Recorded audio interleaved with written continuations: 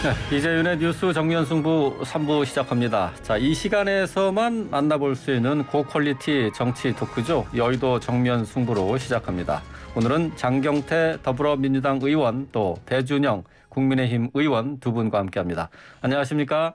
네, 안녕하세요. 장경태입니다. 반갑습니다. 자, 윤석열 대통령 당선인 초대 국무총리 후보자로 한덕수 전 총리를 낙점을 했습니다. 자, 윤 당선인은 경제안보 시대 적임자라는 점을 강조했는데요. 자, 여기에 대한 인선 평가를 좀 들어보겠습니다. 먼저 장경태 의원부터 얘기를 해주시겠어요? 참 오래된 분입니다. 15년 전 국무총리를 역임하셨던 분이고요.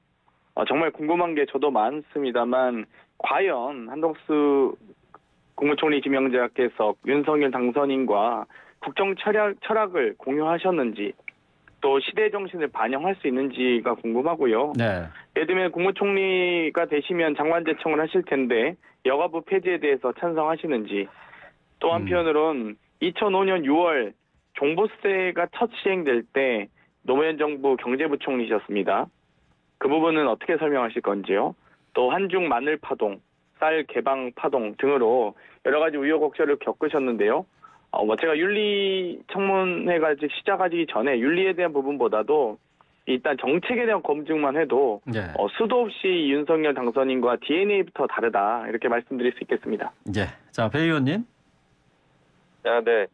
장경태 의원님 걱정해 주셔서 감사하긴 한데 제가 한번 이걸 읽어드리겠습니다. 조금 길 수도 있는데 한덕수 신임 총리 지명자의 경우 관료 출신으로 보기 드물게 미국 하버드 대학에서 경제학 박사학위를 받을 정도로 실무 경험과 이론적 소양도 아울러 보유하고 있다는 점이 발탁 배경이라고 설명하면서 주요 경제부처 요직을 고루 거친 정통 경제관료 출신으로 풍부한 국정 운영의 경험을 쌓았기 때문에 경제 운영과 국정 운영의 안정적인 관리에 도움이 될 것이다. 이렇게 말한 게 네. 15년 전에 박남춘 당시 청와대 인사수석이 말씀을 하신 겁니다. 그래서 입장이 바뀌어졌다고 그래서 어떻게 손바닥 바꾸듯이 이렇게 말씀하시는 거는 온당치 않은 것 같고요.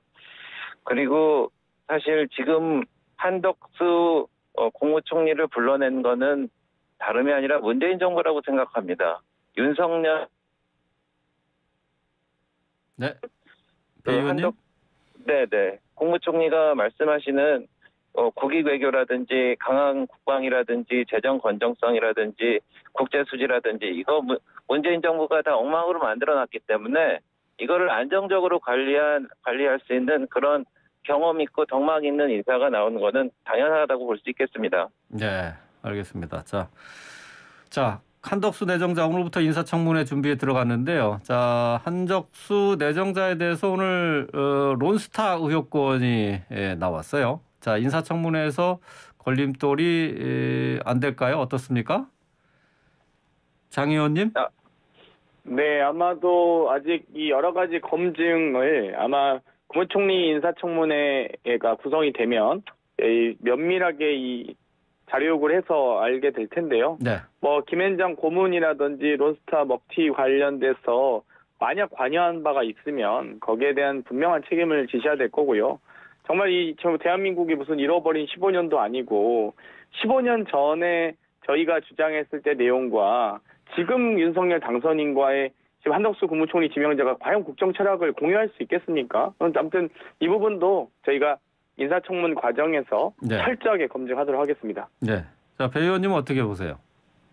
그래서 이것도 좀 내로남불 같습니다. 그러니까 내가 한덕수를 총리로 하면 로맨스고 우리 당에서 대통령이 지명하면은 불륜이라고 생각하시는 것 같은데요. 근데 한덕수 총리 후보자는 정말 정통 관료 출신으로 일관되게 본인의 업무를 행정의 달인으로서 처리해 왔습니다. 그래서 한미 FTA를 도구만 제가 좀 말씀드릴게요. 김영삼 전부 때 통상산업부 차관으로 FTA를 추진하기 시작해서 김대중 정부에서 통상교섭본부장으로 했죠.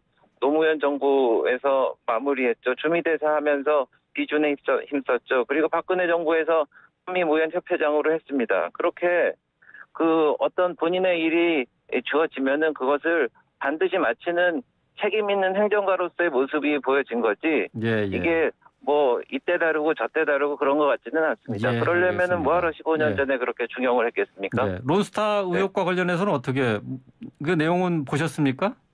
아니 아직 보지 못했는데 아직 예. 뭐 공론화되고 그럼 나올 텐데요.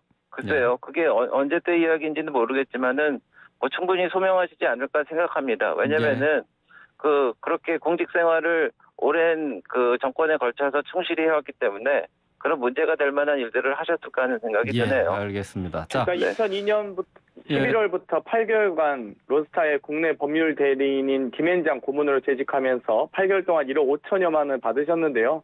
거기에 대해서 해명하시길 아무튼 기다리겠습니다. 네. 예, 알겠습니다. 장경태 의원이었는데요. 자, 윤 당선인이 총리에게 보다 책임과 권한을 부여하는 책임 총리제와 또 차관 인선에 있어서 장관의 의견을 가장 중시하겠다라고 하면서 책임 장관제 도입을 시사를 했습니다.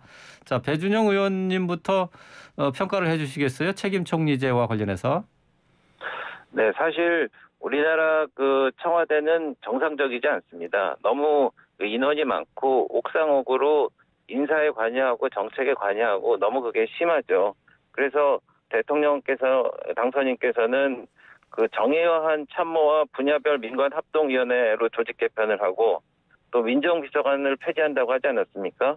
그리고 인원 30% 감축을 하고 이렇게 한다는 것이 전부 다 그 책임 장관제를 마련하기 위한 어떤 사전 작업이라고 할 수 있습니다. 그래서 그 과도한 청와대 권한을 좀 더 내각과 장관 쪽으로 옮겨서 국정과제를 이제 책임지고 그 사람한테 맡기는 겁니다. 그래서 본인의 책임하에 인선도 하고 과제도 설정하고 그것을 이행한 다음에 그것에 대한 책임을 묻는 겁니다. 그래서 그런 거는 예전에 그 노무현 대통령께서도 책임 장관제를 팀별로 해서 그렇게 했던 기억이 잠깐 나기는 하는데 어쨌든 청와대의 막강한 권력, 절대 권력이 절대 부패하고 문제가 생기기 때문에 권력을 내부적인 문제지만 이렇게 분점해서 책임과 권한을 확실하게 해갖고 이제 공직사회와 이제 합을 맞추고 이제 더 시스템이 잘 굴러가게 한다는 거는 요즘 시대 추세와도 맞는 것 같습니다. 예.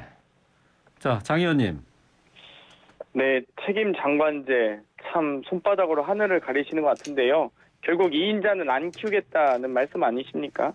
헌법과 법률에 국무총리는 정보를 통할할 수 있는 권한이 있고요. 장관에 대한 임명 제청 권한이 있습니다.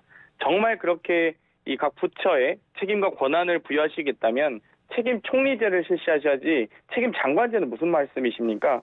이 입당 과정부터 당대표 패싱도 하시더니 이제 총리실 패싱까지 하시겠다는 건지 일단 헌법과 법률에 근거해서 정부 운영하시길, 국정 운영하시길 기대하겠습니다. 네.